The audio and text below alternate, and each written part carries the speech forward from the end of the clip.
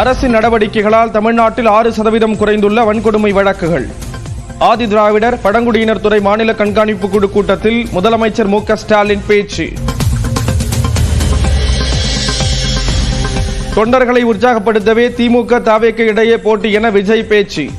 பிரதான எதிர்க்கட்சி அதிமுக தான் என்பதை மக்கள் ஏற்றுக்கொண்டு அங்கீகாரம் வழங்கியிருப்பதாக எடப்பாடி பழனிசாமி கருத்து. மதுரை வழியாக டெல்லிக்கு ரகசிய பயணம் மேற்கொண்டார் முன்னாள் அமைச்சர் செங்கோட்டையன். பாஜக மூத்த தலைவர்களை சந்தித்து பேசியதாக தகவல்.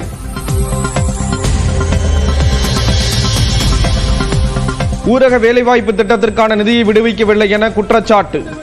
மத்திய அரசை கண்டித்து தமிழ்நாடு முழுவதும் திமுகவினர் போராட்டம்.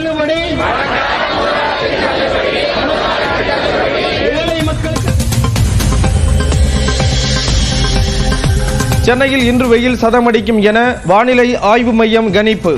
மார்ச் 31 முதல் தமிழ்நாட்டின் ஒரு சில இடங்களில் மிதமான மழை பெய்யும் என வாய்ப்பு. மியான்மரில் கடும் நிலநடுக்கத்தால் ஏற்பட்ட உயிரிழப்பு 1000-ஐ கடந்தது.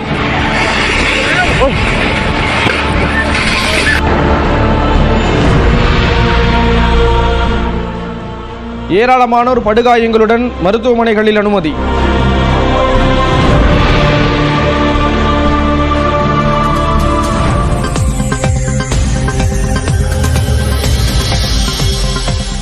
தாய்லாந்தில் நிலநடுக்கத்தால் 10 பேர் உயிரிழப்பு.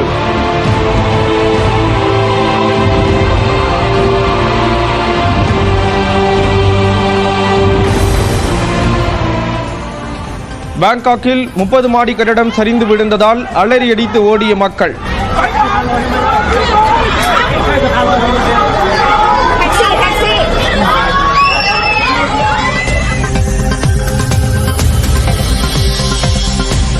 மியான்மருக்கு 15 டன் நிவாரணப் பொருட்களை அனுப்பி வைத்தது இந்தியா.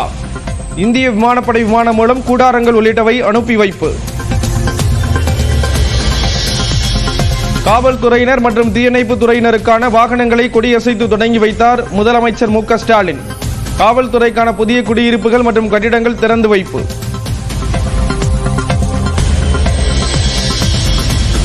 தென்னிந்திய சமையல் எரிவாயு டேங்கர் லாரிகள் வேலை நிறுத்தம் 3வது நாளாக நீடிப்பு. பல லட்சம் தொழிலாளர்கள் வேலை இழப்பு.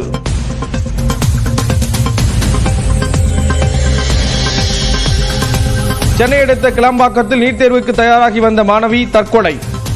அதிர்ச்சி அளிப்பதாக எக்ஸ் தளத்தில் எதிர்க்கட்சித் தலைவர் எடப்பாடி பழனிசாமி பதிவு.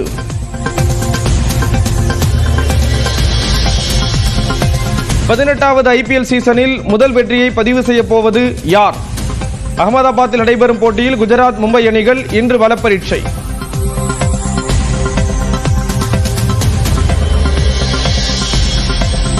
சென்னையில் ஆபரண தங்கத்தின் விலை மீண்டும் புதிய உச்சம். இன்று மட்டும் சவரனுக்கு 160 ரூபாய் உயர்ந்து 66,880 ரூபாயை எட்டியது. மதுரையில் 50 ஆண்டுகளாக இழப்பீடு வழங்கப்படாத விவகாரத்தில் ஆட்சியர் காரை ஜப்தி செய்ய வந்தவர்கள் கயிற்றை கட்டி இழுத்துச் செல்ல முயன்றதால் பரபரப்பு ஏற்பட்டது.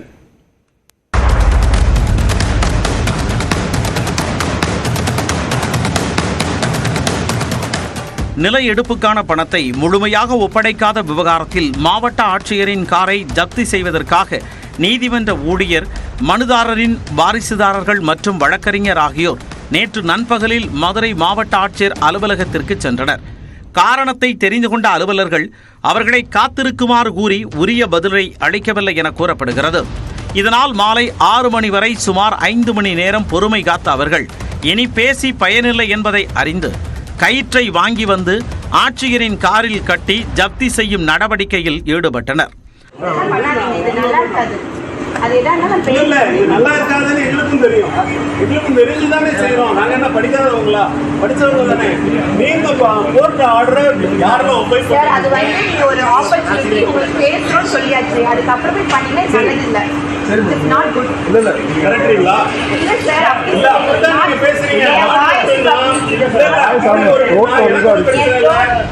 அதன் பின் வந்த கோட்டாட்சியர் ஷாலினி மற்றும் வீட்டு வசதி வாரிய அதிகாரிகள் அவர்களுடன் பேச்சுவார்த்தை நடத்தினர்.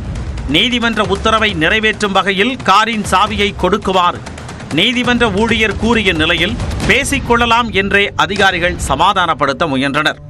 50 ஆண்டுகளாக நீடிக்கும் இந்த பிரச்சனையின் பின்னணி என்னவென்றால் 1973ஆம் ஆண்டு மதுரை தத்தநேரி பகுதியைச் சேர்ந்த கருப்பையா மீனாட்சி அம்மாள் தம்பதியின் 2 ஏக்கர் 14 சென்ட் நிலத்தை 19,688 ரூபாய்க்கு அப்போதைய மாவட்ட நிர்வாகம் வாங்கியுள்ளது.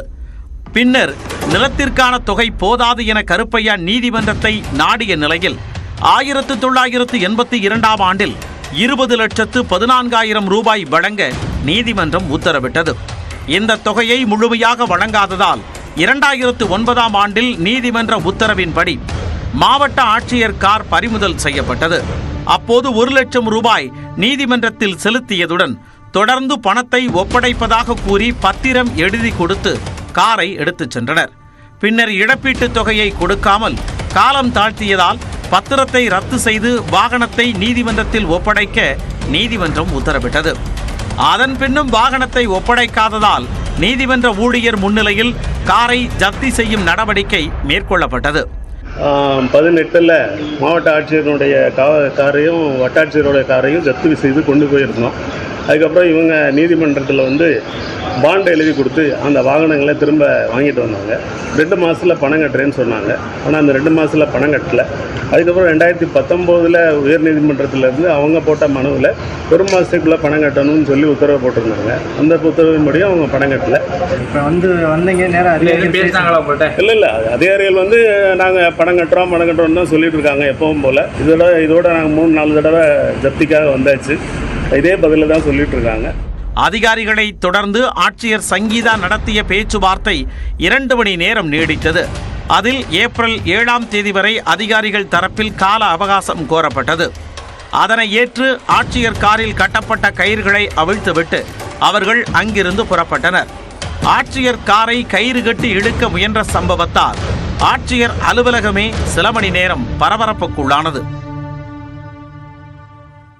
100 நாள் வேலை திட்டத்திற்கு தமிழகத்திற்கு தர வேண்டிய நிலுவைத் தொகையை வழங்க கோரி மத்திய அரசை கண்டித்து சென்னை பள்ளிக்கரணையில் திமுக சார்பில் ஆர்ப்பாட்டம் நடைபெற்று வருகிறது. இதேபோன்று தமிழ்நாடு முழுவதும் போராட்டங்கள் நடைபெற்று வருகிறது. இது தொடர்பான விவரங்களை கோவை மண்டல தலைமைச் செய்தியாளர் குருசாமியிடம் கேட்கலாம். குருசாமி, விவரங்களை பதிவு செய்யலாம்.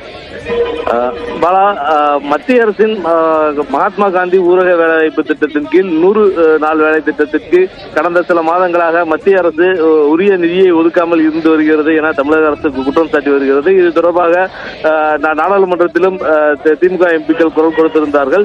இந்நிலையில் இது தொடர்பாக உரிய நிதி ஒதுக்கப்படாததை கண்டித்து இன்றைய தினம் தமிழகம் முழுவதும் அனைத்து ஒன்றிய அளவில் திமுகவினர் போராட்டங்களில் ஈடுபட்டு வருகிறார்கள். இதன் ஒரு பகுதியாக கோவை மாவட்டம் கனியூர் சுங்கச்சாவடி அருகே திமுகவினுடைய கோவை மக்களவை உறுப்பினர் கணபதி ராஜ்குமார் தலைமையில் ஆர்ப்பாட்டமானது நடைபெற்று வருகிறது. இந்த ஆர்ப்பாட்டத்தில் 300க்கும் மேற்பட்ட பொதுமக்களும் திமுகவினரும் இந்த ஆர்ப்பாட்டத்தில் பங்கேற்றிருக்கிறார்கள். இந்த ஆர்ப்பாட்டத்தின் போது மத்திய அரசு வழங்க வேண்டிய அந்த 4000 கோடி நிதியை உடனடியாக வழங்க வேண்டும். இந்த 100 நாள் வேலை திட்டத்திற்கு வழங்கப்படக்கூடிய நிதியை எந்த காரணம் கொண்டும் நிறுத்தக்கூடாது என வலியுறுத்தி முழக்கங்கள் எழுப்பி வருகிறார்கள். மேலும் தொடர்ச்சியாக மத்திய அரசு தமிழகத்துக்கு கொடுக்க வேண்டிய நிதிகளை வழங்காமல் நெருக்கடி கொடுத்து வருவதாகவும் இது போன்ற செயல்களை கைவிட வேண்டும் எனவும் வலியுறுத்தி ஆர்ப்பாட்டத்தில் ஈடுபட்டு வருகிறார்கள். இதேபோன்று கோவை மாவட்டத்தின் பல்வேறு பகுதிகளில் இருக்கக்கூடிய ஒன்றிய அளவில் இந்த திமுகவினர் ஆர்ப்பாட்டங்களில் ஈடுபட்டு வருகிறார்கள். கோவை மட்டுமின்றி தமிழகம் முழுவதும் அனைத்து மாவட்டங்களில் இருக்கக்கூடிய ஒன்றிய அளவில் இந்த போராட்டமானது நடத்தப்பட்டுக் கொண்டிருக்கிறது. 1000க்கும் மேற்பட்ட பொதுமக்கள் ஆங்காங்கே இந்த கோரிக்கையை வலியுறுத்தி மத்திய அரசு உடனடியாக நிதியை ஒதுக்க வேண்டும் என்ற கோரிக்கையை வலியுறுத்தி போராட்டமானது நடைபெற்றுக் கொண்டிருக்கிறது. பாலவேல், விவரங்களுக்கு நன்றி குருசாமி.